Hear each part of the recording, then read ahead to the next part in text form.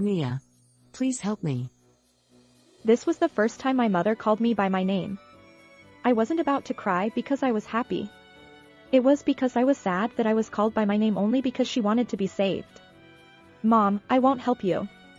I won't help you for the rest of my life. I'm Mia.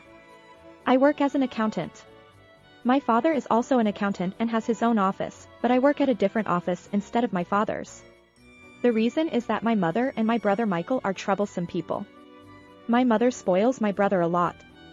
It's not something that started recently.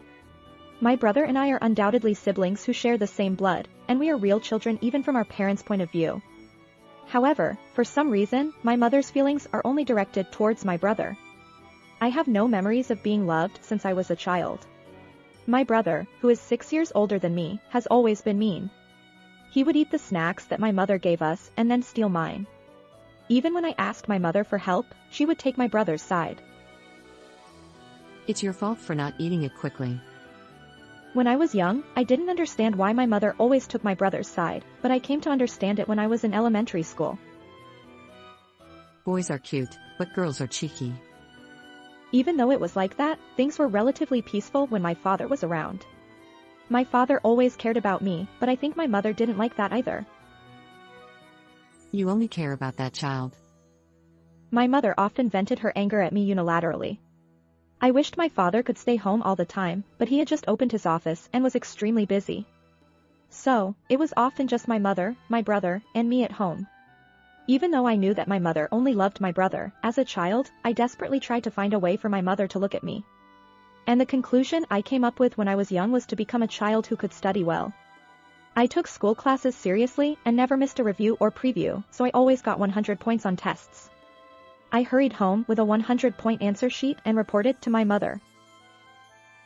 Mom, I got 100 points on the test today. Hey. Have you ever thought about your brother's feelings? Do you know that your brother can't get 100 points on the test?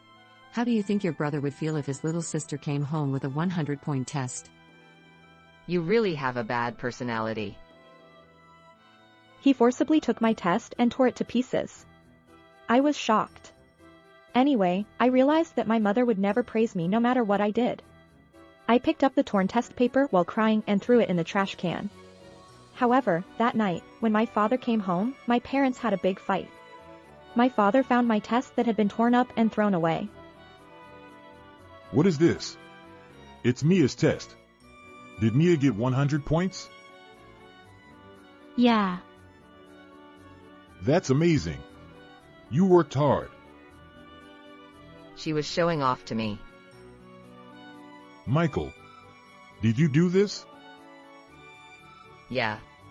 She was bragging, so I did it back to her. You. Why would you do something like this? Apologize to Mia. Wait a minute. Stop it. Michael didn't do anything wrong. It's bad for this child to bring home a 100-point test in front of her older brother. What are you talking about?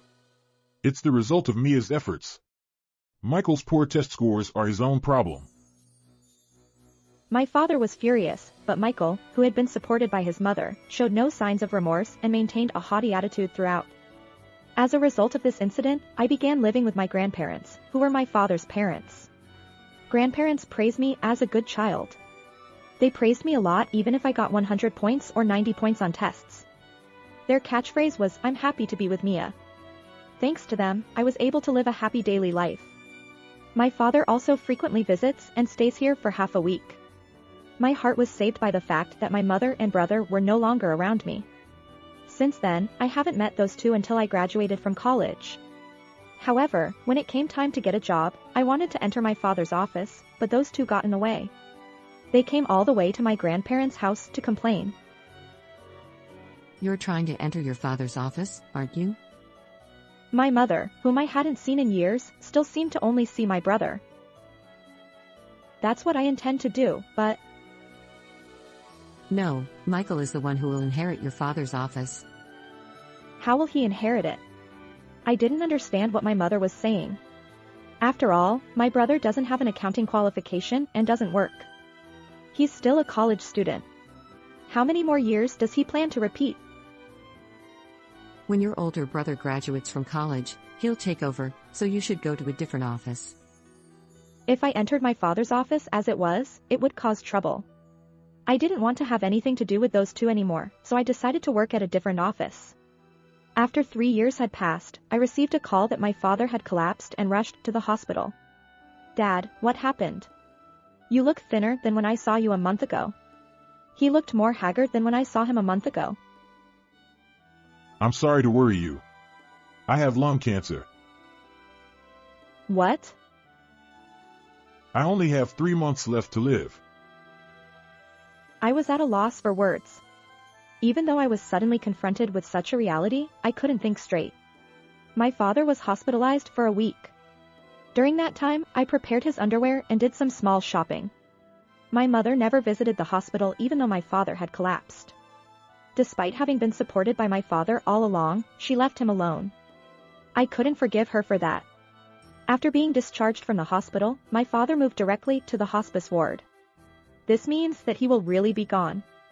It's a very sad reality that's right in front of me. Even though I know I have to accept it, tears overflow. I visited my father and talked to him in between work. I think the only thing I could do was to be a listener. One day, when I went back to my parents' house to get my father's change of clothes, something happened. I heard the voices of my mother and brother talking in the living room. Mom, if that old fart is gone, I'll be the president of that company, right? Of course. You're the eldest son. Besides, when you calculate the inheritance, it is not less than $700,000. Really? He had saved up quite a bit. I was pissed off because that old fart didn't give me much money. That's right. The money he gave us was only $3,500 a month. He was a stingy person. But the time for that to be rewarded is coming soon.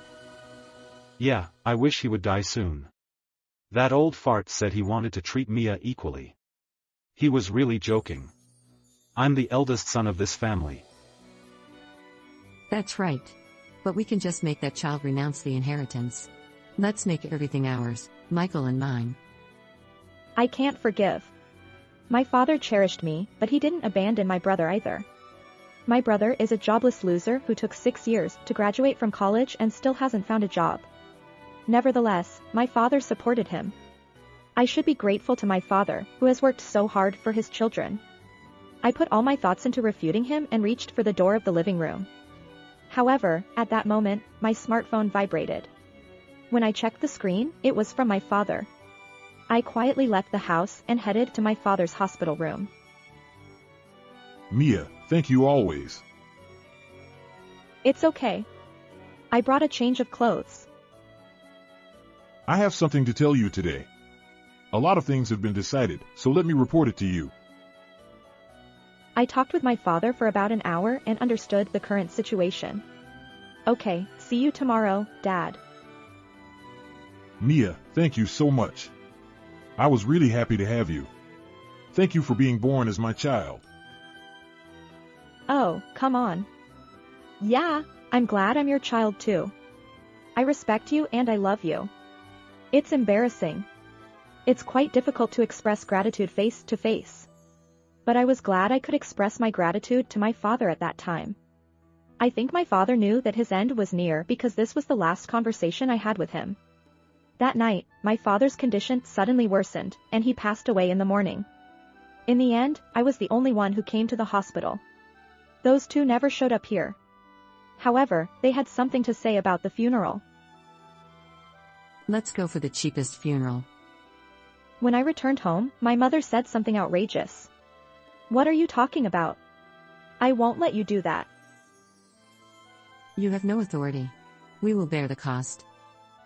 It's okay. I'll pay for it. Oh, really? Then I'll leave everything to you. Well, it's her money, so whatever. They are greedy to the core. In the end, I became the client and my brother became the chief mourner. Although my mother and brother did not bear any of the expenses, they behaved as if they had held a high-grade funeral. It seems that my father was loved by many people, and many people attended the funeral. As expected, as soon as my father's funeral was over, the two of them brought up the topic of money. Finally, that person is gone.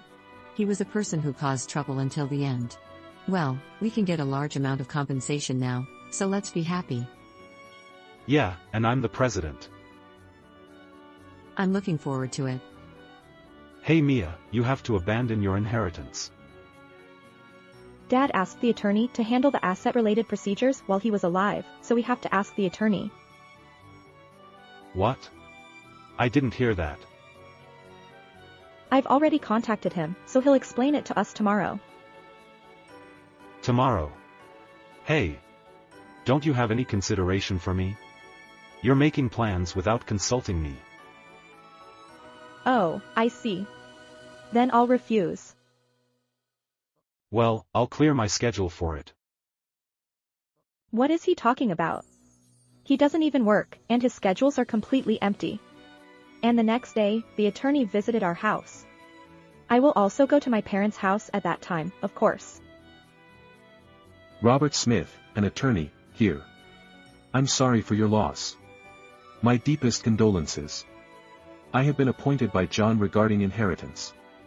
First of all, regarding the office, I have been informed by John before his death that it will be transferred to Mia free of charge, and I am in the process of completing the procedures. What? What are you talking about? I'm the president, aren't I?